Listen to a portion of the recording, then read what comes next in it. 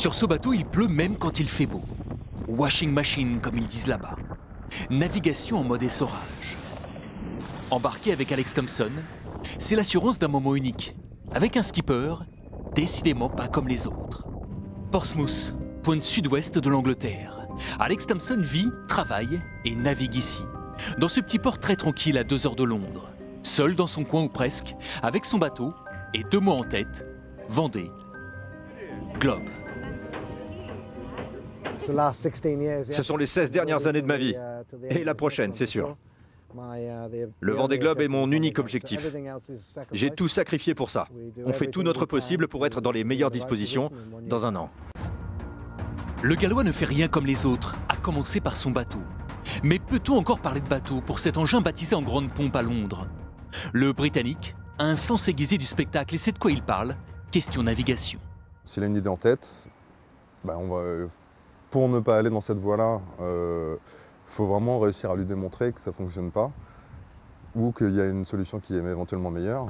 Il a une idée assez claire, en fait, je pense, de ce qu'il veut et pourquoi il le veut, en fait. Rodéo en haute mer. L'engin ne se contente pas d'être l'un des plus beaux bateaux de la flotte. C'est aussi le plus innovant. Passons sur l'ingénieux système de barre démontable fait maison. Car la grande nouveauté est à l'intérieur, avec un cockpit intégralement fermé pour naviguer bien au sec, bien au chaud. La réalité, c'est que dans les mers du Sud, tous les skippers restent à l'intérieur. Sur les bateaux d'ancienne génération, même à l'intérieur, on ne voyait rien. Alors sur ce bateau, on reste connecté avec ce qui se passe dehors. Ça va marcher. Pour moi, c'est l'avenir. Excentrique, baroque, bref, original.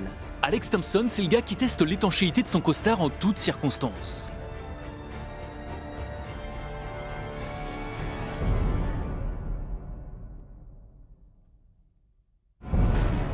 C'est aussi le gars qui s'échoue sur un rocher après une panne de réveil, ou comment perdre la route du Rhum, l'an dernier, à moins d'1 heure de l'arrivée.